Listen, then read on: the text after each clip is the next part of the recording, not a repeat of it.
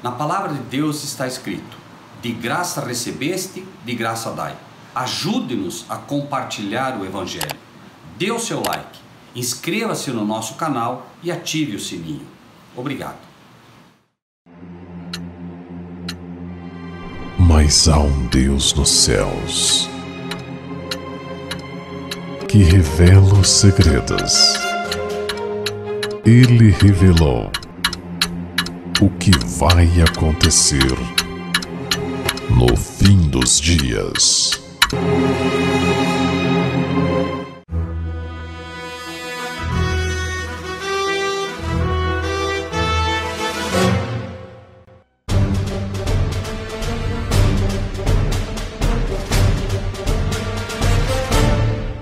Todos nessa noite, novamente, essa manhã eu orava e falando com Deus sobre a incumbência que todos nós temos hoje como cristãos, não só de estudar a palavra, mas de procurar vivê-la também. Nós precisamos ter a sabedoria de Salomão. Salomão não pediu conhecimento, pediu sabedoria. E a sabedoria é o conhecimento aplicado, é quando você conhece e procura viver o que conhece. Essa é a diferença entre o verdadeiro cristão. O verdadeiro cristão não tem conhecimento bíblico, ele tem sabedoria bíblica. Ele aplica na sua vida aquilo que ele aprende com a palavra de Deus. Porque o conhecimento, como diz a palavra, o conhecimento incha. O que é isso, o conhecimento incha? O conhecimento faz com que você, por conhecer um pouco a Bíblia, comece a achar que você é melhor que os outros. Mas a sabedoria não. A sabedoria, no momento que você vê Jesus, por exemplo, iniciando o seu ministério, na sua primeira pregação, nas suas primeiras palavras, dizendo: bem-aventurados os humildes, porque deles é o reino do céu. O cristão que, se não for humilde, ele ainda não entendeu nem a base do evangelho. O cristão tem que ser humilde. É comum nós vermos pessoas que dizem: não, eu tenho 40 anos de igreja, você quer me ensinar? Eu tenho 50 anos de igreja e você quer me ensinar? Isso é falta de humildade. Todos nós temos o que aprender com todos. Todos têm algo a ensinar. Todos nós, em nossa experiência, em nossa caminhada cristã, temos algo a ensinar e temos algo a aprender. E é essa a diferença poderosa, que faz de um verdadeiro cristão. Por favor, abram as suas Bíblias no capítulo 12 de Apocalipse. Capítulo 12 de Apocalipse.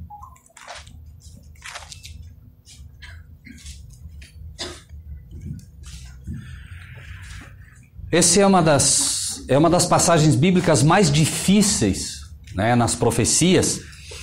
E ela é difícil não só porque ela tem muitos ensinamentos aqui dentro, mas ela é difícil também porque ela desafia a gente a aceitar coisas que às vezes nós não queremos aceitar. Ela nos desafia a ensinar coisas que não serão fáceis de ensinar. Ela nos desafia a ser servos que têm que ter coragem para falar.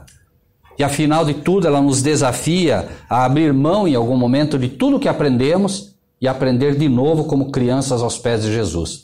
Esse é, sem dúvida nenhuma, um desses capítulos. Capítulo 12, então, do livro de Apocalipse, diz: viu-se um grande sinal no céu, uma mulher vestida do sol, tendo a lua debaixo dos seus pés e uma coroa de 12 estrelas sobre a cabeça.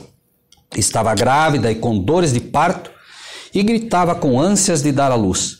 E viu-se outro sinal no céu, e eis que era um grande dragão vermelho, que tinha 7 cabeças e 10 chifres, e sobre as suas cabeças 7 diademas. E a sua cauda levou após si a terça parte das estrelas do céu, e lançou-a sobre a terra.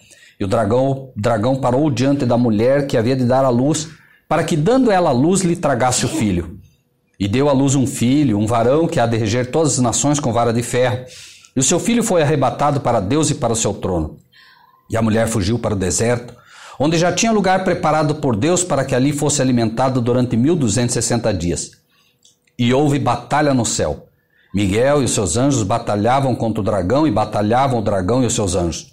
Mas não prevaleceram, nem mais o seu lugar se achou nos céus. Podem, por favor, se assentar?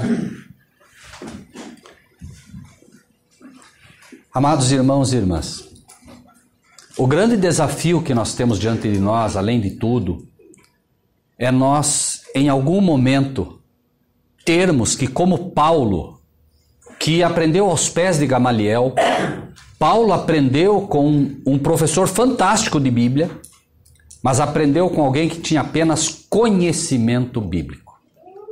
Ele aprendeu aos pés de Gamaliel, mas quando ele realmente cai do cavalo, quando ele realmente se converte, Jesus diz para ele: Saulo, Saulo, por que me persegues? Saulo, por que você está me perseguindo? Saulo tinha certeza que pertencia à verdadeira igreja. Tinha certeza absoluta. Tanto que ele perseguia aqueles que ele acreditava que estavam derrubando o evangelho, as escrituras do Antigo Testamento. Jesus então diz para ele: Saulo, Saulo, por que você me persegue? Imagine o susto de Saulo. Mas como assim eu te persigo? E agora, irmãos, e essa é uma das partes que nós vamos ter que realmente aprender. Aquele que aprendeu com o melhor professor de teologia bíblica da época, que era Gamaliel. Tanto que é dito que ele aprendeu não só com Gamaliel, mas aprendeu aonde? Aos pés. Isso quer dizer o quê? Ele reconhecia Gamaliel como o professor dos professores de Bíblia. Era o melhor professor de teologia bíblica da época. Mas aí, Jesus manda ele aonde? Vai lá com Ananias. Senhor, eu aprendi com Gamaliel, com o professor dos professores. Quem é Ananias? Nunca ouvi falar. Porque é assim mesmo. Os verdadeiros servos de Deus, eles são humildes e eles estão aqui, ali. Eles não estão nas grandes catedrais. Eles estão nas pequenas igrejas. Eles estão nas igrejinhas de Santa Teresa. Eles estão nas igrejinhas de Cascavel. Eles estão onde menos se espera. Por quê? Porque os verdadeiros professores de Bíblia não são aqueles que o mundo louva. Não são aqueles que cobram absurdos para ensinar a palavra de Deus. São pessoas simples e humildes que aprendem aos pés de Jesus. Esse é o professor. Esse é o professor. O verdadeiro professor de Bíblia é Cristo. Ele é o mestre. Todos nós somos aprendizes, sem exceção. Então, aqueles que têm o privilégio de aprender com Cristo, podem ter certeza que esses farão a diferença. E aí, nós, em algum momento, temos que realmente fazer como Paulo. Olha, eu reputei por lixo tudo que eu aprendi. E eu vou aprender tudo de novo. É comum as pessoas hoje que passam a estudar a Bíblia, encontrar coisas e dizer para elas mesmas: como que eu nunca vi isso antes? Como que ninguém nunca me falou disso? Todos nós, irmãos, todos nós, repito, aprendemos todo dia. Os irmãos e irmãs sabem que nós estamos para lançar um livro. Eu não tinha a menor pretensão de lançar um livro, o pastor sabe disso. Eu não tinha a menor pretensão de lançar um livro. Eu procuro ensinar aquilo que aprendi com Deus, né? O que cada um vai fazer com a informação que recebe não é problema meu, né? Cada um recebe a informação e vai agora, pelo poder do Espírito de Deus, fazer com a informação aquilo que entende ser o melhor, né? Se aprendeu com Cristo, amém, né? E vai poder viver, quem sabe, uma vida diferente daquela que vinha vivendo até aqui, se fizer bom uso da palavra que recebe. Mas como disse, né? Eu não tinha intenção. E quando alguém me disse: Rogério, por favor, coloque num livro aquilo que você tem ensinado para que mais pessoas possam aprender. Eu só me coloquei aos pés de Deus e disse: Senhor, eu não tenho nenhuma pretensão. Eu nem escritor sou. Agora, se isso vem do Senhor, se o Senhor quer realmente que esse livro vá para frente, providencie formas de que ele vá. E pela graça de Deus, né, o livro vai sair sem que eu coloque um tostão meu. O livro não é meu. Por que eu tenho, né? Não é para minha glória. E irmãos, hoje eu ouvi um testemunho, eu pedi para um jornalista muito amigo meu, ele é professor de gramática, porque de Bíblia ele não é professor, é professor de gramática. Eu pedi a ele que lesse o livro para, né, ajustar algumas palavras que às vezes a gente pode errar, alguma coisa assim. E hoje eu recebi um testemunho dele que para mim vale ouro, irmãos. Né? Por quê? Porque o livro não é para glória minha. Eu não quero que ninguém venha me dizer: olha, Rogério, que livro maravilhoso. Não, eu não tenho o menor interesse nisso. O livro só tem um propósito: levar as pessoas aos pés de Cristo. Porque ele precisa crescer. E nós precisamos o quê? Diminuir. Ele até me perguntou, falou, Rogério, por que você colocou, né, Rogério Buzzi com letras minúsculas? Porque tem que ser assim mesmo, tem que ser com letras minúsculas. Com letras maiúsculas tem que ser o nosso Deus. Com letras maiúsculas tem que ser Jesus. Nós tem que ser minúscula mesmo, né? E hoje ele me dizia o seguinte, ele falou, Rogério, o livro eu acho que está com o nome errado, que é Pérolas Escondidas. Ele disse, devia ser Pérolas Reveladas. Falou, porque eu estou na página 48, eu estou aprendendo tanta coisa, falou, da Bíblia, né? Eu estou aprendendo tanta coisa, falou, que eu li e não entendi, agora estou entendendo, tem que ser Pérolas Reveladas. E eu dizia, né, bom, eu orei para que Deus me desse o nome do livro. Acredito que Deus me inspirou a que esse fosse o nome, Pérolas Escondidas. Então, creio que esse é o nome que o senhor quer que tenha esse livro. Mas a minha alegria foi porque no final das contas ele disse, Rogério, para mim, ele falou, isso aqui é um manual da Bíblia. É um manual da Bíblia. Amém, porque eu não pretendo nada além disso, pastor, que seja um manual da Bíblia. Quem dera as pessoas possam pegar esse livro, ler e dizer, nossa, esse livro é muito bom porque ele me leva para a Bíblia. Amém. É tudo que precisa. Eu não quero que o livro me leve a mim ou a qualquer outro. O livro tem que levar as pessoas a Cristo, e se ele puder ser um manual da Bíblia, digo para vocês de todo o coração, eu morro feliz. Morro feliz. Né? Quem dera, né, pastor, as pessoas pudessem ler os livros das pessoas que escrevem hoje e dizer, isso aqui é um manual da Bíblia. Pastor, né? Depois de ser lido, ele vai ser Pérolas Reveladas. Amém. Amém. Amém. Eu já ia falar isso para o pastor. Alguém vai pegar o livro, vai ver escrito pérolas escondidas, vai se interessar, eu vou achar essas pérolas. Isso, perfeito, né? Porque se nós observarmos, o que é a Bíblia? Se não um tesouro, né, com pérolas escondidas, não é? A pessoa nunca ouviu falar de Jesus, ela começa a ler a Bíblia, ela primeiro encontra a grande pérola que é quem? Cristo, né? E depois ela vai encontrando pequenas outras pérolas, né, da sabedoria divina que é dada a nós, né? E isso é tudo que nós precisamos, não é? Que as pessoas possam aprender assim, né? Então, Apocalipse 12, sem dúvida nenhuma, é uma dessas pérolas também, né? Mas antes que a gente leia, abra, né, o entendimento dos amados irmãos e irmãs para Apocalipse 12, voltem um pouquinho comigo no mesmo livro de Apocalipse, no capítulo 1, e vejam o que diz o versículo 19. 1:19.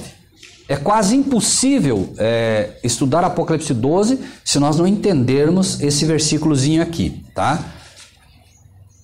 O que diz ali? 1:19. Alguém quer ler para nós em voz alta? Apocalipse 1:19. Escreve as coisas que tem visto, as que são e as que depois dessas hão de acontecer. Amém.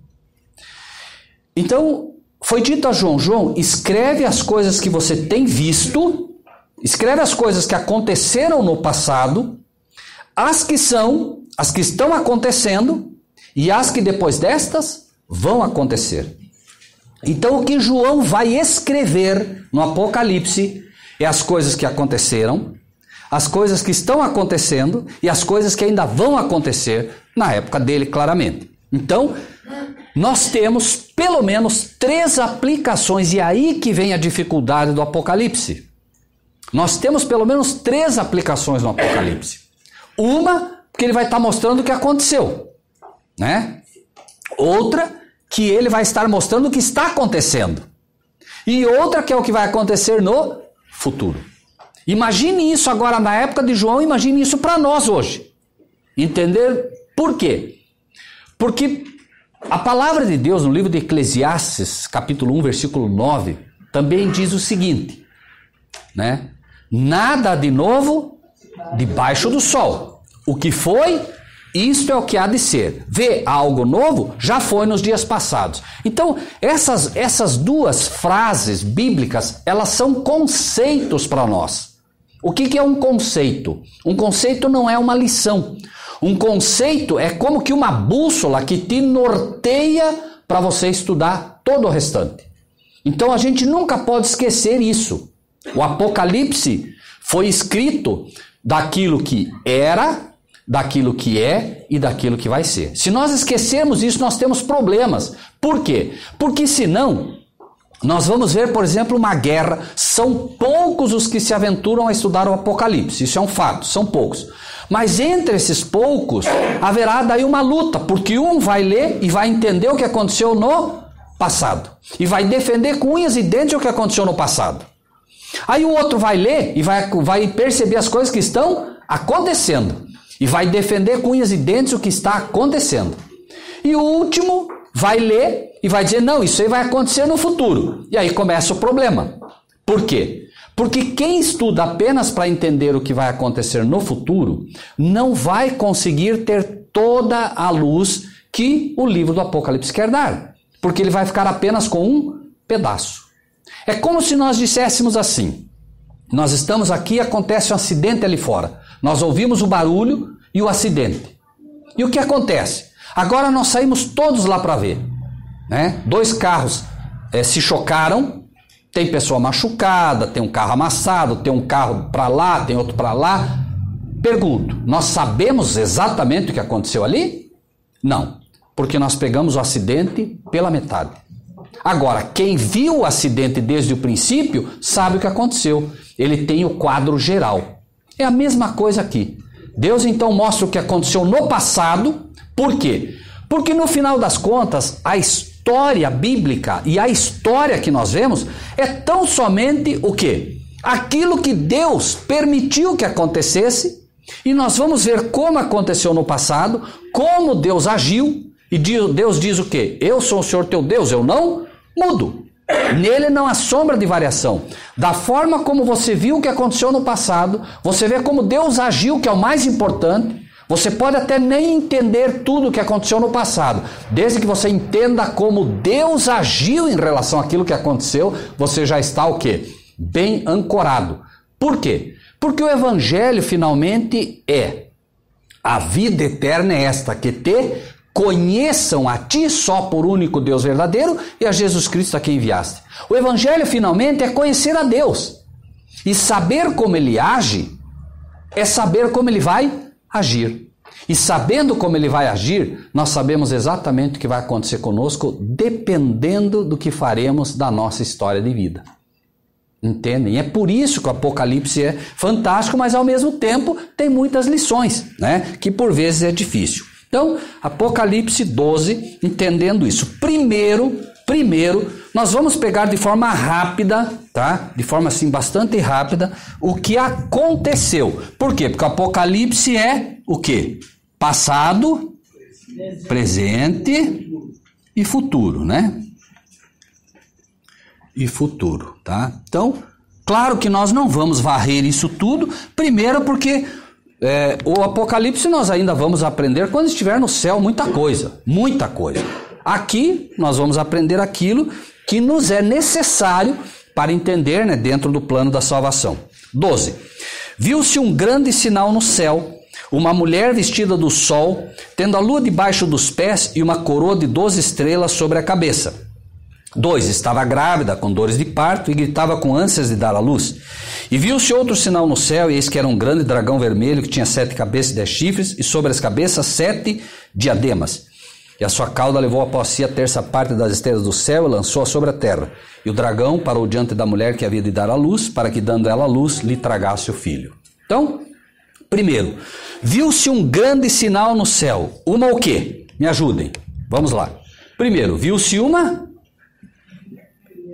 mulher. O que mais? Viu-se uma mulher. O que mais? Vestida do sol. Vestida do Sol. Vestida do sol. O que mais? Tendo Lua debaixo dos pés. Lua debaixo dos pés. O que mais? Uma coroa de 12 estrelas na cabeça. Coroa de 12 estrelas. O que mais? sobre a cabeça. O que mais? Estava grávida. Grávida. O que mais? Dores de parto. O que mais? Tem mais uma coisinha. E gritava. E o quê? Gritava o quê? Ele estava com ânsias de dar à luz. Ok. Até aqui por enquanto. Por que isso está no futuro? Está sendo colocado no futuro por uma razão simples. Porque, na verdade, o Apocalipse, embora João tenha escrito escrito o que foi, o que é e o que vai ser. O propósito do Apocalipse não é mostrar o que foi, o que é e o que era. Qual é o propósito do Apocalipse? Vamos ler o propósito. Apocalipse 1:1. 1:1. Qual é o propósito do livro de Apocalipse? 1:1. Revelação de Jesus Cristo, a qual Deus lhe deu, para quê? Para mostrar aos seus servos as coisas que brevemente devem acontecer, e pelo seu anjo as enviou e as notificou a João, seu servo. Então o propósito do Apocalipse é mostrar o quê? Mostrar o quê? Futuro. Certo? As coisas que brevemente devem acontecer. Olha, se eu digo para vocês hoje, olha, daqui a pouco vai acontecer algo. Eu estou dizendo para vocês que vai acontecer no futuro, no presente ou no passado? No futuro, certo? Então, o Apocalipse, o objetivo dele é mostrar aos seus servos o que vai acontecer no futuro. Mas para que a gente entenda isso, João escreve o que foi, o que é e o que vai ser. Tá bom? Então, vamos imediatamente para o que vai ser, certo? O que vai acontecer. Né? O Apocalipse é um livro simbólico, sim ou não? Sim. O que é mulher em profecia? Igreja. Muito bem. Vocês sabem que muitas igrejas nem isso sabem, né? Você pergunta quem é mulher, não sabem. Vejam como nós vamos aprendendo. Vestida, então é uma o quê? Uma igreja.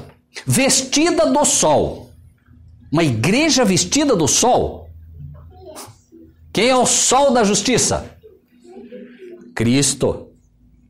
Não é Cristo o sol da justiça? Sim, sim ou não? Sim. Sim. Quem é que resplandece a luz do Criador? Cristo. Cristo é o sol da justiça, é o que a Bíblia diz. Aleluia. Então, se a igreja está vestida do sol, ela está vestida de quê?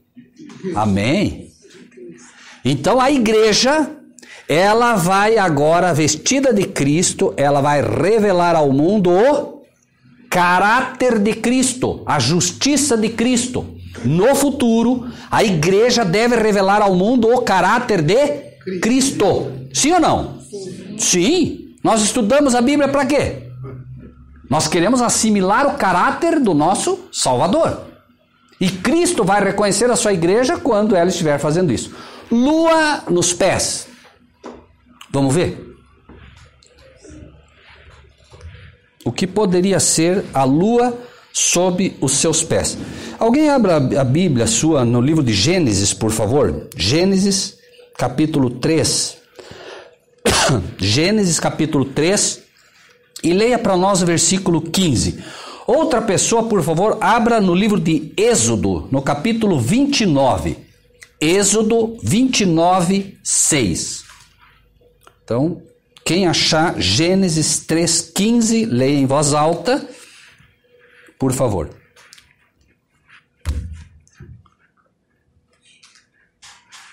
Acharam? Gênesis 3,15. Porém, inimizade entre ti e a mulher, entre a tua descendência e do teu descendente. Este te ferirá a cabeça e tu lhe ferirá o calcanhar. Vejam só, a promessa foi de que a mulher, do que estamos falando aqui, o que ele viu? Uma igreja, mulher, um dia pisaria a cabeça de Satanás, certo? Sim ou não? O próprio livro de Gênesis fala que Deus criou os dois grandes luminares, o maior para governar o dia. Qual é o luminar maior para governar o dia? Sol. E o luminar menor para governar a noite. Quem é o rei da noite? A lua. E se Cristo é o sol da justiça, quem é a lua? Estrelas, pensem, estrelas são anjos. Qual é o anjo da noite? Qual é o anjo das trevas? Qual é o anjo que governa a noite? Não, o anjo que governa a noite. Jesus é o sol da justiça. Vejam, claro. Amém? Lógico. A igreja foi prometida que pisaria, ou não? Sim. Que pisaria o dragão. E quem é o dragão? Satanás. Aqui ela está fazendo o quê? Por que ela tem a lua nos pés? Porque ela está pisando aquela que é uma estrela. A estrela é anjo. Aquela que é a estrela que governa a noite. Jesus disse, tudo que eu fiz à luz do dia. Mas o inimigo faz tudo às escondidas, nas trevas, certo? Então a igreja vai chegar o momento que quando ela estiver vestida do caráter de Cristo, quem é que ela vai vencer finalmente? Ela vai pisar Satanás, é uma promessa, irmãos. E isso está no futuro, não pensem que a igreja está vencendo Satanás, a igreja não está. A igreja vai vencer Satanás ainda, não é? Tem muita igreja aí sendo vencida pelo inimigo achando que está vencendo. É só olhar, o pastor já comentou aqui várias vezes, eu já ouvi ele comentar, e vocês sabem que é assim. A pessoa pensa, e aí a igreja está uma confusão, e gente rolando, pisando um no outro, coisas assim absurdas. Pergunto, quem está vencendo lá dentro? Claro que é Satanás. Só que eles pensam que estão vencendo Satanás, mas Satanás está vencendo, certo? E o que mais? Coroa de 12 estrelas. Quem achou o texto que eu falei de 29 ali? Quem achou? Êxodo 29, 6. Quem tem? Acharam? Êxodo 29, 6.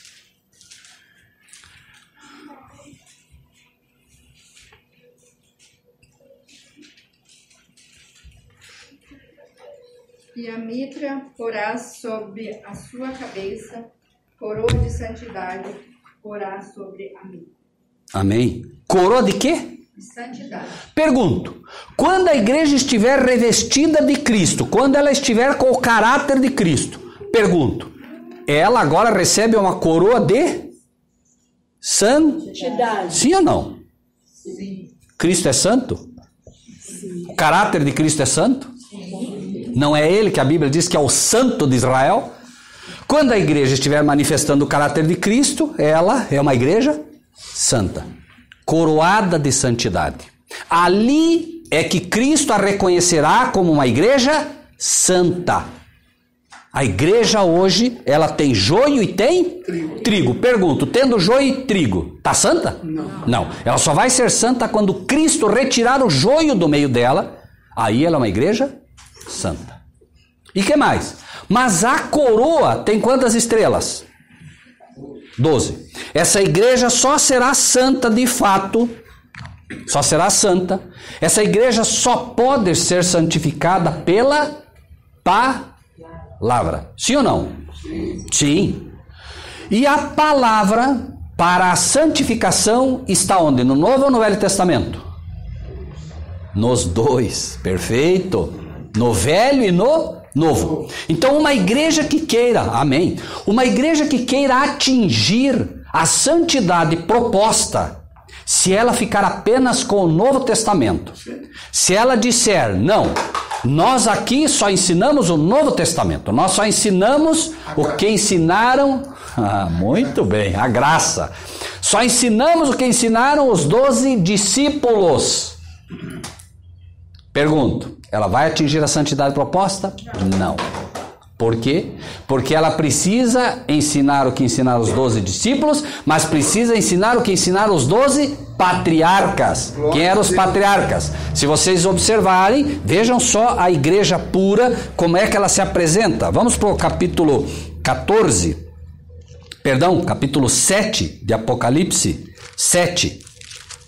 Voltem um pouquinho. 7, 4.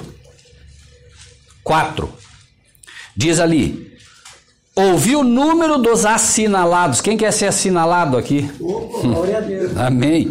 Eram 144 mil assinalados de todas as tribos dos filhos de Israel. Não esqueçam, quem é Israel? Jesus disse, Israel é meu filho, meu povo. Nós somos o Israel de Cristo.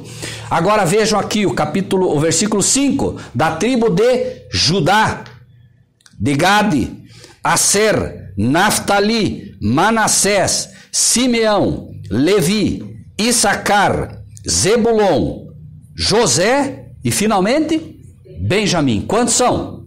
12. Então a coroa de estrelas, a coroa que denota a santidade dessa igreja, está marcada pelos ensinos dos 12 patriarcas e também dos 12 discípulos. certo? Essa igreja, então, quando ela, vejam bem, futuro, quando ela chegar a, como igreja, refletir o caráter de Cristo, ela vai pisar Satanás. Ela agora venceu Satanás. Ela está em santidade. Jesus disse, aí vem o inimigo, e ele tem 10% em mim. Foi isso que Jesus disse? O que ele disse? Aí vem o inimigo, e ele nada tem em mim. A igreja aqui não pode mais ter nada do inimigo, nada. E não se assustem. A igreja hoje ainda tem muito do inimigo. Muito. Por quê? Porque a igreja hoje ela está sendo purificada. Né? Nós saímos de Babilônia. Quantos aqui foram católicos? Levante a mão quem foi católico aqui. Tá vendo? Pergunto, vocês realmente acham que saíram do catolicismo limpos? Não. Vejam, nós andamos durante anos num lamaçal. Nós não saímos limpos. Tem muita coisa que a gente ainda crê, que pensa que é bíblica, mas é babilônica. É do catolicismo. Muita coisa, gente. Isso tudo Deus vai o quê? Limpar. Perfeito. Quando ele limpar, vejam que o Apocalipse 7 e o Apocalipse 14 fala, né, de uma igreja o quê? Pura, incontaminada, irrepreensível. Não pode ter nada do inimigo dela, tá? E para isso, obviamente, vai ter que... Quando ela chegar nesse estágio, ela está o quê? Grávida. Por quê? Porque ela está para gerar verdadeiros filhos de Deus. É aqui.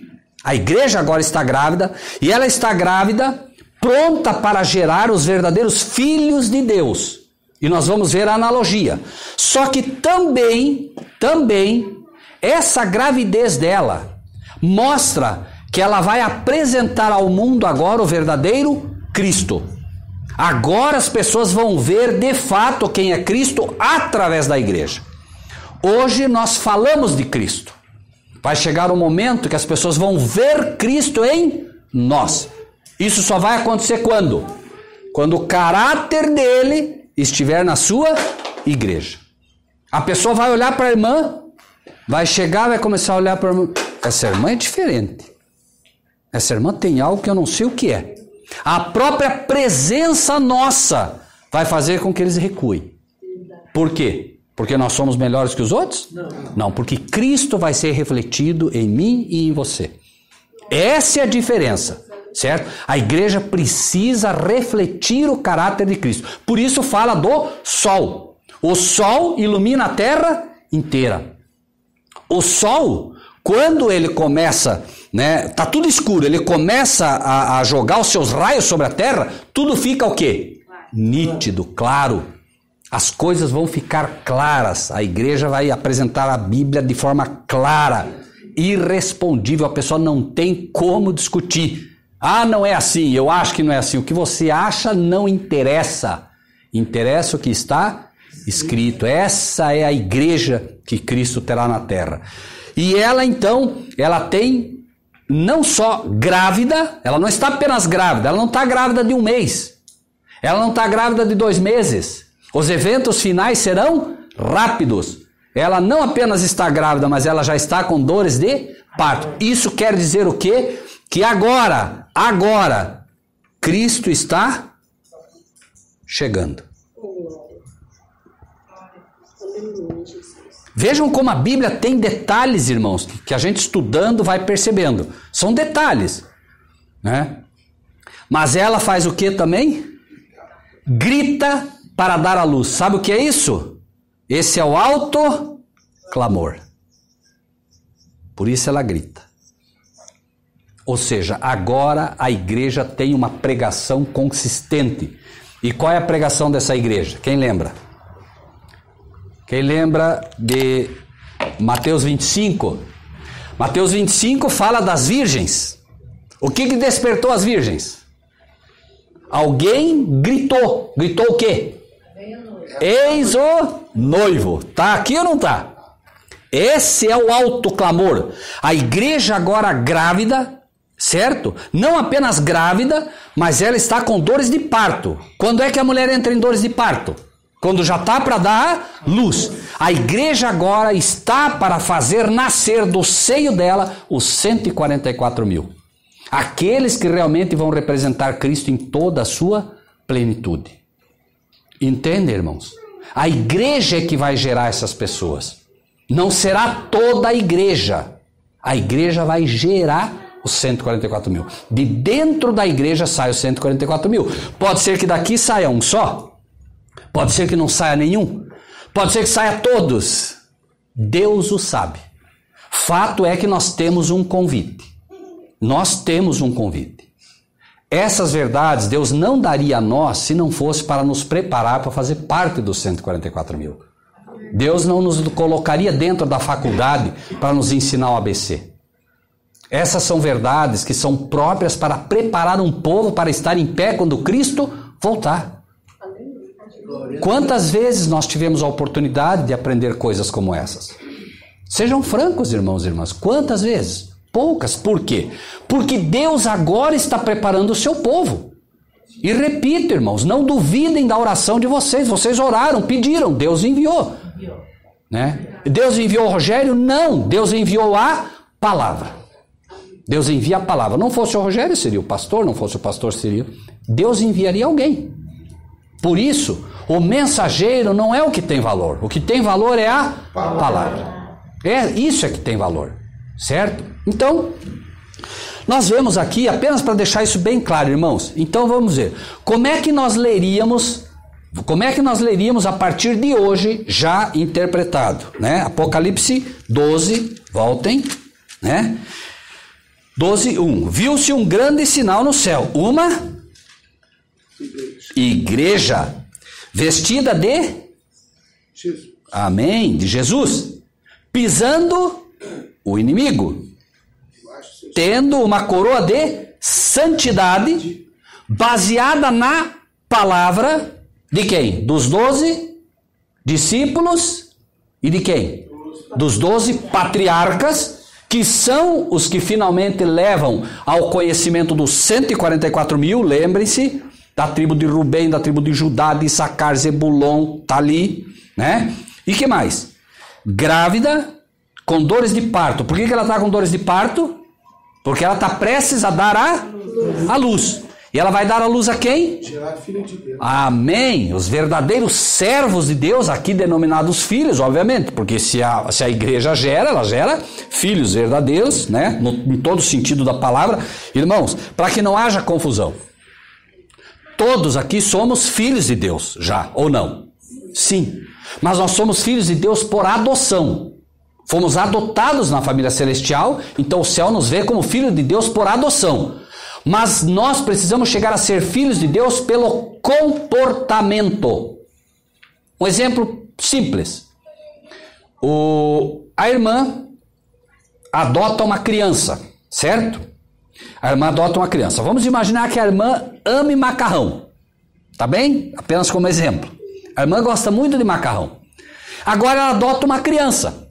Nós vamos visitá-la. Essa criança acabou de chegar. Na mesa tem macarrão. A criança olha e diz, eu não gosto muito de macarrão, eu gosto mais de arroz e feijão. Nós olhamos e digo, essa criança é ou não é uma filha dela? Sim ou não? É. Por que ela é? Porque ela foi adotada. Adotada. Se ela nunca comer macarrão na vida dela, vai deixar de ser filha dela? Não, porque ela adotou. Mas com o tempo, daqui 2, 3, 4, quem sabe, 1 ano, nós vamos chegar lá. Provavelmente essa criança vai gostar de comer o quê? Por quê? Aprendeu com a mãe. O gosto dela devagarinho foi sendo mudado, não é? E ela aprendeu a gostar de macarrão. Agora você vai lá 1 ano depois, ela senta, mãe, eu quero macarrão. Pô, o que você diz agora? Agora ela é de fato uma filha da irmã. Entendem? Mudou o comportamento. Nós somos adotados na família celestial, somos considerados filhos de Deus, mas é preciso que o mundo reconheça que nós somos filhos de Deus. E nós não vamos ser reconhecidos como filhos de Deus apenas por adoção. Nós vamos ser reconhecidos pelo nosso comportamento. Que é finalmente o que? O caráter de Cristo. As pessoas precisam ver em nós o caráter de Cristo. Caráter. Não estamos nem falando de poder. Caráter. Certo? E é natural. A pessoa precisa realmente olhar para você e ver que você é uma pessoa diferente, ou não? Sim. O cristão tem que ser diferente. Primeiro porque o cristão anda na contramão do mundo. Todo mundo está indo para a direita, o cristão está indo para a esquerda. Porque o cristão anda, de fato, na contramão do mundo, né? Então, até aqui nós temos, né, de forma clara. Versículo 3 agora. E viu-se outro sinal no céu. E eis que era um grande... Me ajudem de novo. Lembrem-se, por que não estamos lá? Porque o que é para nós aprendermos é a revelação de Jesus Cristo que Deus lhe deu para mostrar o que vai acontecer. Então, ele vê o que? Um...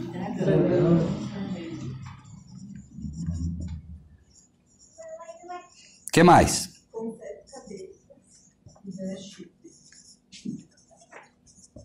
10. O que mais? 7 diademas. O que mais? Suas calças arrastavam a terça parte das estrelas do céu.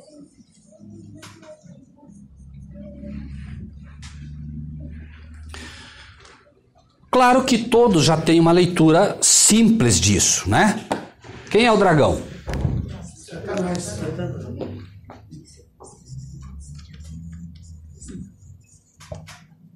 Vermelho. Tá vendo como a igreja já aprendeu? E veja que a Bíblia não muda. 7 cabeças. O que é cabeça? Poder. Não. Chifres é poder. É verdade. Rei. Oi? Rei ou líder. Muito bem. Nabucodonosor, tu és a cabeça de ouro. Poder. Diademas, coroa. Certo? Sim. Terça parte dos anjos, certo?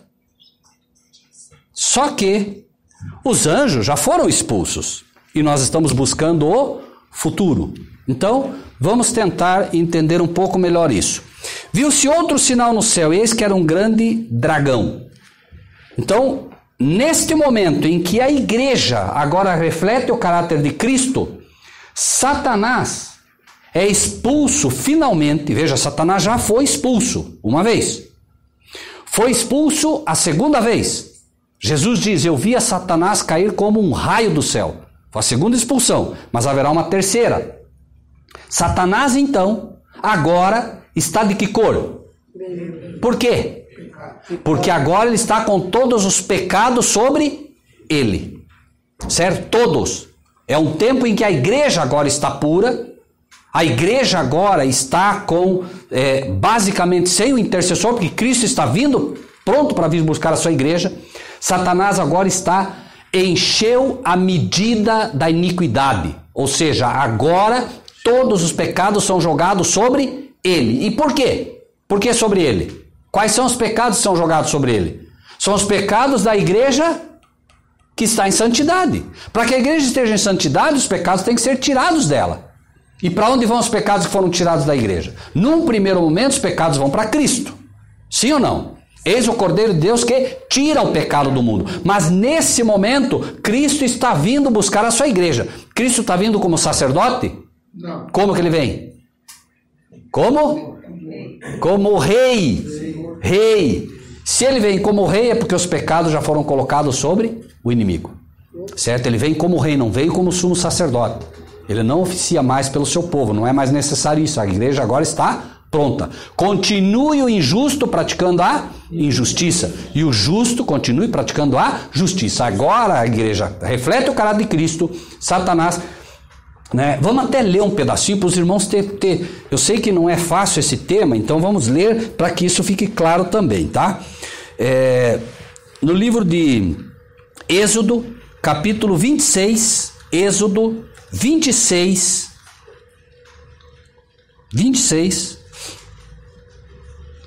versículo 14. Quem achar, por favor, leia.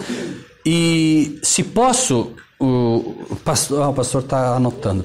Outra pessoa, por favor, abra em Apocalipse, capítulo 17, 9 e 10. Pode. Primeiro, Êxodo 26, tá bom? Ok? 14, versículo. Muito bem. Faça também para a tenda uma cobertura de pele de carneiro, tingida de vermelho, e por cima desta uma cobertura de couro. Ótimo, obrigado. Vejam só que interessante. Você vai colocar, foi dito, você vai colocar uma cobertura, mas você vai colocar uma cobertura de pele de... Cordeiro. Que cor? Vermelho. Não. Olha os detalhes da Bíblia. Pecado. Olha os detalhes da Bíblia. Leia. Pode ler de novo, irmã? Perdão, sabe? Eu sei que não é fácil, irmão. O pastor está certo, mas eu quero um outro detalhe aqui para que a igreja não erre. Faça também para a tenda uma cobertura de pele de carneiro, tingida de vermelho. Pele de carneiro. Que cor é a pele de carneiro? Branca. Mas o que era para fazer? Tingir. É isso as mulheres entendem, não entendem? É branco, mas é para fazer o que com ela? Tingir de vermelho. O que mais? E por cima desta, uma cobertura de couro. Amém. Olhem só, por isso digo, irmãos, olhem como a Bíblia é uma relíquia, irmãos. Por que a Bíblia são pérolas escondidas? Moisés, você vai pegar e vai cobrir com pele de cordeiro ou carneiro, branca, mas você vai tingir de vermelho. Por quê? Porque a pele de Cristo, a justiça de Cristo, assim como o cordeirinho para representar Cristo tinha que ser de que cor? Branco.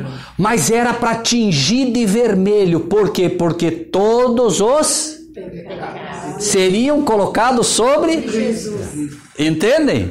Não sei se me entenderam. Entendi. Você olha um tecido, a irmã olha um tecido, diz, o tecido é branco. Não, mas ele está vermelho. Mas por que ele está vermelho? Porque nós tingimos ele de vermelho. Ele era vermelho? Não.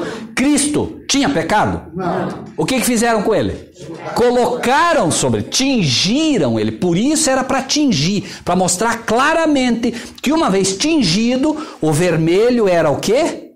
Pecado. Certo? A pele dele agora ficaria vermelha, assim como a pele agora de quem? Fica vermelha. Para quê? Para que a gente saiba que agora ele está com todos os pecados sobre ele. Mas vejam que interessante.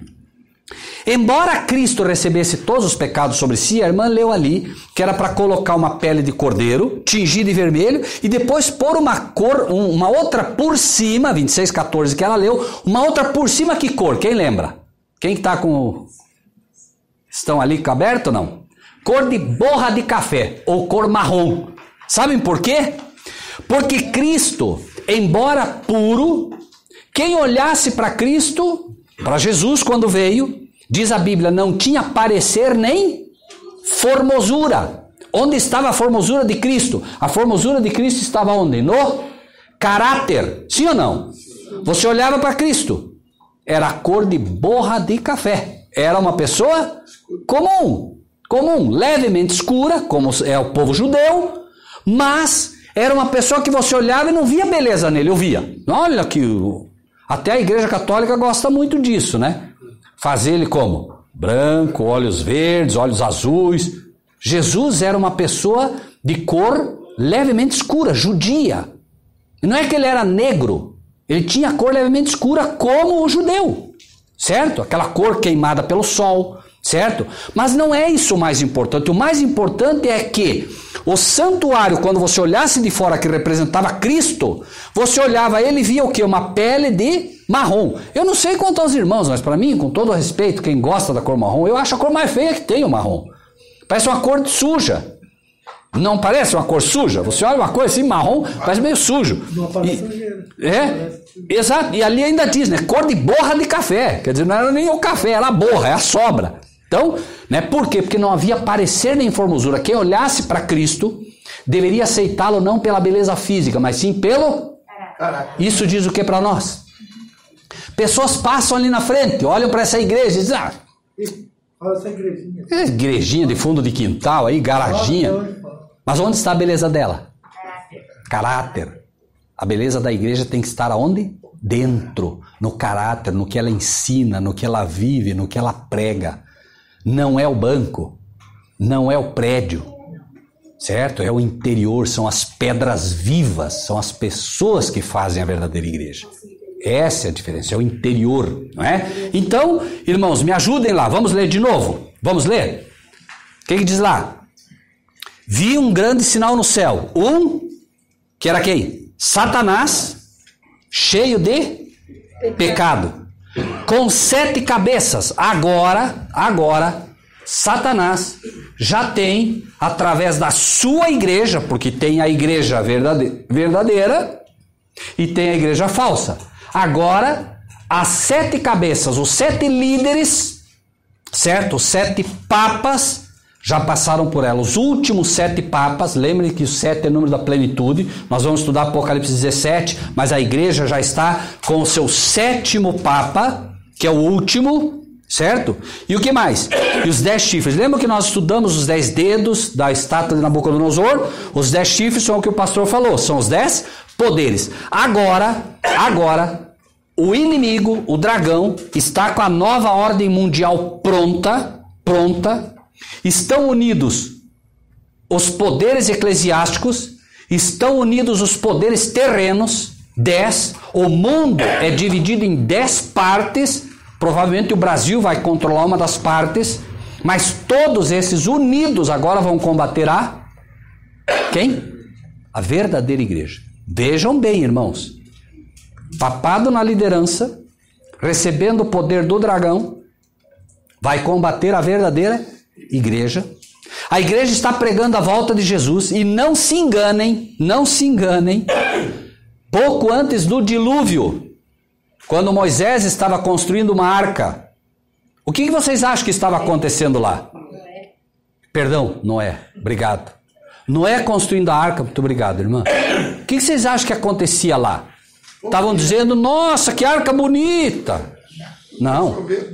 Estava sendo o quê? Ridicularizado, zombado, e vai acontecer a mesma coisa. A igreja agora começa a dizer, Cristo está vindo, gente. Que? Cristo está vindo? Sim. Como? Como Cristo está vindo? Não, vai abrir os céus, ele vem com os anjos. O quê? Com os anjos? Não, vocês são loucos. Acreditem, a zombaria será fatal. Né? Então, nesse tempo, os 10 chifres estão unidos agora, todos já foram coroados, a igreja verdadeira recebe a coroa de santidade. E essa recebe a coroa do quê? Da imundície, da Babilônia, do vinho de Babilônia, certo? É a pior igreja que o mundo vai ver na face da terra, unida, completamente, claro, né? E a terça parte dos ministros de Deus vão cair também. Ministros de verdade. Pastores de verdade vão cair. Porque, lembrem-se, versículo 4, leiam ali. 4, a sua cauda, lembram? Isaías diz, a cauda é o falso pastor. Está escrito, é só ler lá, não vamos cruzar agora porque não precisa, né? A sua cauda levou após si a terça parte das estrelas do céu, lançou sobre a terra, e o dragão parando diante da mulher que havia de dar a luz, para que dando a ela a luz lhe tragasse o filho. Vamos voltar um pouco agora, entendendo o que vai acontecer. Vamos ver um pouquinho agora do passado, certo? Para poder entender como isso vai ocorrer. E aí é preciso ter cuidado. Já entenderam que a visão que é dada, o que ele viu, é o que vai acontecer. Mas agora vamos ver como foi, para a gente entender um pouco melhor isso, tá bom? Então vejam. A sua cauda, voltamos agora no tempo com a interpretação passada, tá? A sua cauda levou após si a terça parte das estrelas do céu. O diabo foi expulso e trouxe que parte dos anjos? A terça parte. A terça parte dos anjos do céu, então, caíram, correto? E lançou-a sobre a terra. Onde é que eles estão atuando? E o dragão parou diante da mulher que havia de dar a luz. Olha que o tempo agora, veja, o Apocalipse é muito rápido agora. Ele vai mostrar muito rápido. Satanás é expulso, certo? Então, ele é expulso. Imediatamente, a Bíblia dá um pulo agora e vai mostrar o quê? O diabo parou diante da mulher que havia de dar a luz, para que dando ela a luz lhe tragasse o filho. Estamos no passado, vejam bem. O diabo, aqui, representando o dragão, representa nesse momento, no passado, quem? Herodes. Por quê? Por quê? Quem foi que perseguiu e queria matar Jesus? Antes que ele próprio nascesse. Os magos vão até lá, certo? Viemos adorar o rei. Não, que rei? Ah, vão lá então e procurem lá que eu também quero ir adorá-lo. Então, há um cumprimento passado, onde o dragão aqui é representado por Herodes. Por quê? Porque o dragão, o diabo, quem foi que moveu Herodes a tentar matar o Filho de Deus? O diabo, claro. Tanto que moveu depois o próprio povo para matá-lo, ou não? Muito bem. Aí, o versículo 5. Deu a luz. Vejam que aqui está dizendo da mulher, ou não? Quem é a mulher nesse caso? Prestem atenção, irmãos. Deu à luz um filho, um varão que há de reger todas as nações com vara de ferro. Quem é que vai reger as nações com vara de ferro? Quem é? Jesus, amém? Quem foi a mãe dele? Maria. Foi uma mulher ou não foi? Então veja que ele está mostrando o passado. As pessoas às vezes se escandalizam. Não, mas Maria... Irmãos, Maria não tem culpa. Maria não tem nenhuma culpa se o povo está adorando ela. Maria está na sepultura descansando. Ela não tem culpa do povo de fazer dela o que ela não é. Maria foi uma mulher espetacular, irmãos, ou não? Então, Maria, então, aqui é representada que gera o filho, que é Jesus. Ele é quem vai reger as nações, certo? E aí o que aconteceu? Jesus morre e o que acontece? Seu filho foi arrebatado para Deus e para o seu trono. Estão lendo aí? Não, irmãos? Irmãos, versículo 5. Versículo 5. Deu à luz um filho. Quem deu à luz um filho? Maria. Um varão que há de reger. Futuro. Ele vai reger ou não vai? Vai. De reger todas as nações com vara de ferro. Quando? Quando ele vier. Veja. Quando ele vier, aqui, certo? A igreja representando seu caráter. Porém, diz o quê? Seu filho foi arrebatado. Foi, é presente, passado ou futuro? Foi, passado. Foi arrebatado para Deus e para o seu trono. Nenhuma dúvida aqui, tá bem? Muito bem. E a mulher fugiu para o deserto. Agora, irmãos, veja que a Bíblia vai dar um pulo. Ela vai dando pulos agora, sabe? Ela vai resumindo tudo. Já falou de Maria. Agora ela vai falar... Prestem atenção ali, ó. A mulher fugiu para o deserto, onde já tinha lugar preparado por Deus, para que ali fosse alimentada durante quanto? 1260 dias. Amém, certo? Ou 3 anos e meio, porém proféticos, certo? São 1260 anos. Aqui a igreja, a Bíblia, repito, ela dá pulos agora para nós mostrar, né, o que foi, o que é e o que vai ser. Então o que aconteceu? A igreja agora foge porque por 1260 anos ela vai ser perseguida. Quem lembra da data dessa perseguição? A chamada Inquisição. Quando começou a igreja a ser perseguida? 538 até 1798. A igreja é perseguida por 1260 anos. Quem é que perseguiu? Quem perseguiu ela? Quem perseguiu a verdadeira igreja? Quem foi que criou a chamada Santa Inquisição? O papado. Vejam, tudo vem da onde? Sempre de Roma. Herodes era da onde? De Roma. Perseguia Cristo. Agora o papado vem da onde? Roma. Quem ele persegue? A igreja de Cristo. Certo? Então, agora a igreja está sendo perseguida e foge para o deserto. E aí ele volta mostrando essa batalha. Houve batalha no céu. Miguel e os seus anjos. Esse é outro problema que se cria. A Bíblia diz Miguel e os seus anjos. Quem é Miguel, irmãos? Cristo, Jesus, muito bem. É o título que ele tem. Miguel e os seus anjos. Algum anjo é dono de anjo no céu? Quem é o verdadeiro líder dos anjos? Jesus, né? Aqui recebe o nome de Miguel quando em batalha, né? Então, ele diz, houve batalha no céu, Miguel e os seus anjos batalhavam contra o dragão, e batalhavam o dragão e os seus anjos, mas não prevaleceram E o quê? Nem mais o seu lugar se achou nos céus. Então, nós temos, irmãos, uma batalha inicial, que é a primeira batalha, quando Satanás e os seus anjos são expulsos, certo? E diz aqui que o seu lugar não se achou mais nos céus. Tá? Então, veja, em primeiro lugar, Satanás é expulso, mas ele é expulso de uma parte. Ele é expulso de uma parte. Depois, ele é expulso de outra parte. E finalmente ele vai ser expulso e acorrentado à terra. Apocalipse 19 e Apocalipse 20 vai falar sobre isso, né? Nós ainda vamos falar disso lá na frente, mas só para que isso fique mais claro aqui. Vejam só, o 8. Mas não prevaleceram, nem mais o seu lugar se achou nos céus. Alguém, por favor, abra Apocalipse 3, versículo 7. E Célia, se posso te pedir, abra Lucas 10, 18. Lucas 10, 18 e Apocalipse 3, 7. Quem achar Apocalipse 3, 7, por favor, leia em voz alta. 3, 7. E ao anjo da igreja que está em Filadélfia escreve: isto diz o que é santo, o que é verdadeiro, o que tem a chave de Davi, o que abre e ninguém fecha, e fecha e ninguém abre. Obrigado. Vejam bem, ali está dizendo claramente que Cristo abre uma porta e ninguém fecha. Mas ele também está dizendo não só que ele abre uma porta e ninguém fecha, ele está dizendo também que ele fecha uma porta e ninguém abre. Peraí, por que ele diria que fecha uma porta que ninguém abre? Porque, obviamente, como é que nós vamos abrir uma porta que ele fechou? Nós nem temos como ir lá no céu mexer com isso.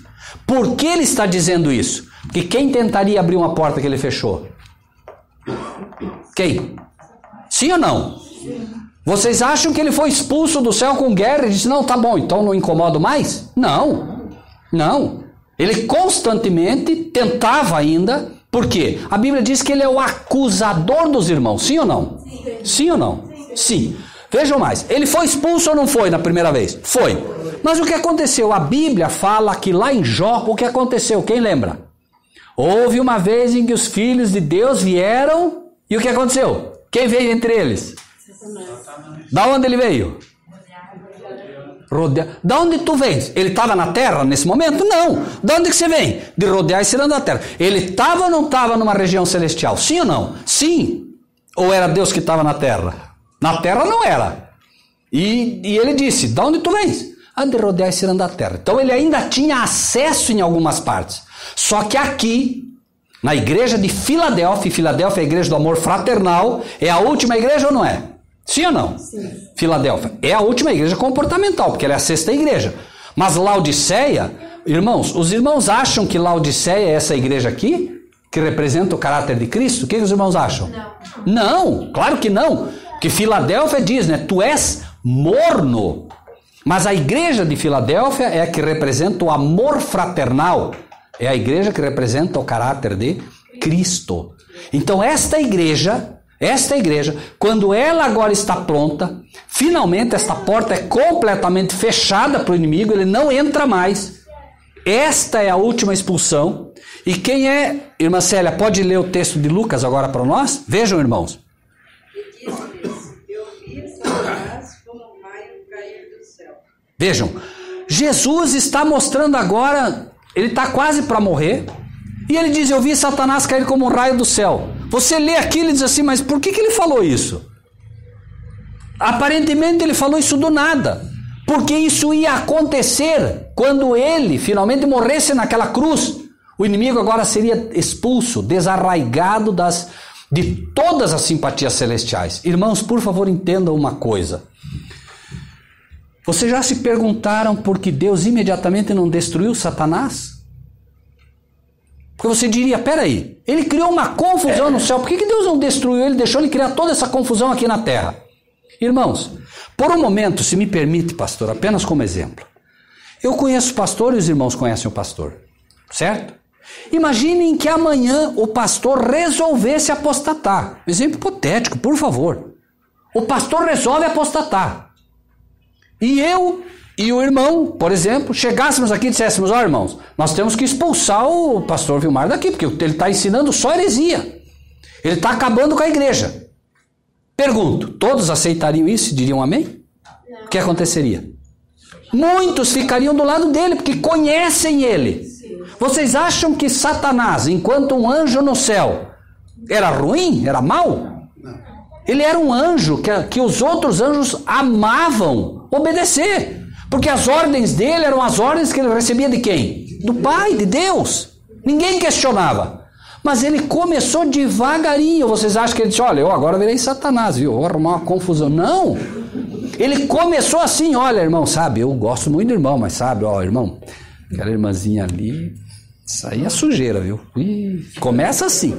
Ó, não, mas ó, eu gosto dela, viu? Mas é que o inimigo começa assim. O inimigo criou, inclusive, uma palavrinha que ele diz: crítica construtiva. Crítica construtiva. Imagina, existe isso? Crítica construtiva. Crítica é crítica, irmãos. Não tem crítica construtiva. Existe alerta. O servo de Deus alerta o seu povo. Mas crítica construtiva, começa a falar mal do pastor. Não, mas eu estou falando para melhorar a igreja. Isso não existe. E o inimigo fez isso. Por que Deus não o destruiu? Exatamente por isso. Se acontecesse tudo o que acontecesse, nós dissesse: vamos expulsar, muitos sairiam com ele. Os anjos agora ficam com dúvidas. Mas peraí, será que ele é isso mesmo? Será que ele é tão mau? Não pode. Deus então agora vai dar a oportunidade de Satanás implantar o governo dele aqui na terra. Espetáculo a homens e a anjos. Nós somos espetáculo. Os anjos que tinham dúvida agora olham.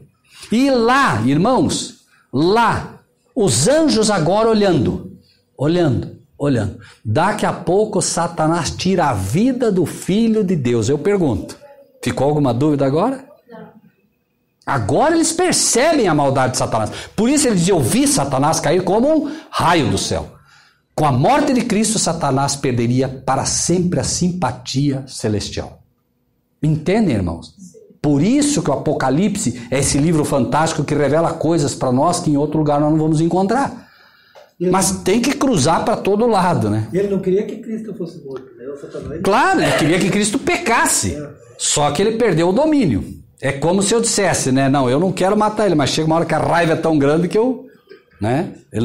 Ele perdeu o domínio próprio. Pois não? Pastor Rogério, essa lição aqui, Apocalipse 12, eu estava conversando com uma mulher que é dessas Maria aí, né? E ela me falando que Maria é a mulher que veio para destruir Satanás. Que Maria que veio. Só que então, pastor, eu fiquei quieto, porque eu não tinha lido aqui. Mas vejam, irmãos, foi bom a irmã ter colocado. Eu nem ia falar disso, por quê? Porque, irmãos, é como se nós disséssemos assim, alguém me perguntasse: irmão Rogério, me explique o escuro. O que eu diria para os irmãos: irmã, acenda a luz. Não perca tempo tentando entender o escuro. Então, por que eu não falo sobre isso? Porque essa interpretação, e vejam, já que a irmã tocou, acho que vale a pena a gente mais, né? Viu-se um grande sinal no céu, uma mulher vestida do sol, certo? Tendo a lua debaixo dos pés e uma coroa de 12 estrelas sobre a cabeça. O que o católico entende como cumprimento dessa profecia? Maria vindo no céu. Exatamente. Mas por quê? Porque ele dá uma interpretação literal ao assunto. E como Maria de fato está mencionada na profecia, ele vai colocar. Só que, irmãos, nós não podemos nos enganar. Nós não podemos, né? Nós não podemos ser deixados levar. O Apocalipse é um livro simbólico, né? E se nós prestamos atenção, é simples. Viu-se um grande sinal no céu, uma igreja vestida do sol. É o caráter, é a justiça de Cristo na sua igreja. É o que a gente falou. Agora, não vai ser fácil, porque daí ela vai bater nisso, o católico vai bater nisso e você tem a verdadeira interpretação. Só que aí nós vamos ser instigados a ficar batendo. Não. Nem por força, nem por violência, pelo meu espírito. Não adianta, irmãos. Vai chegar uma hora, até porque quando chegar essa época aqui, irmãos, vai ser, olha, quem é de Cristo, ouve a voz de Cristo. As minhas ovelhas ouvem a minha voz. Os irmãos e irmãs hoje ouvem isso e dizem, não, é isso que Cristo está ensinando. Cristo não está ensinando que é Maria vindo nas nuvens do céu, porque vai aparecer. E Maria vai aparecer em Fátima também, que já apareceu. Por que vocês acham que apareceu em Fátima? Porque a filha preferida de Maomé é Fátima. Então o inimigo agora vai levar os muçulmanos junto, porque os muçulmanos dizem, né? Deus é Alá e Maomé é o seu profeta. Né? O cristianismo tem Moisés como profeta. Eles têm Maomé. E a filha preferida de Maomé é Fátima. Então, quando aparecer, entre aspas, Fátima, eles caem. Certo? Porque vão ser levados pelo que vem. Mas o cristão não pode ser levado pelo que vê. A fé é a firme convicção das coisas que não se veem. A certeza das coisas que se esperam. Irmãos e irmãs, nós vamos encerrar por aqui. É muita coisa ainda que tem para frente, né? Mas no próximo estudo, nós retomamos esse estudo, tá? Para que a gente possa complementar esse livro. Veja que é muita coisa, não é fácil guardar, né? Mas pela graça de Deus, devagarinho, a gente vai aprendendo as questões celestiais. Amém? Deus seja louvado. Na palavra de Deus está escrito que nós devemos compartilhar o que recebemos. Assim, se você gostou desse vídeo, dê o seu like, inscreva-se no nosso canal e ative o sininho.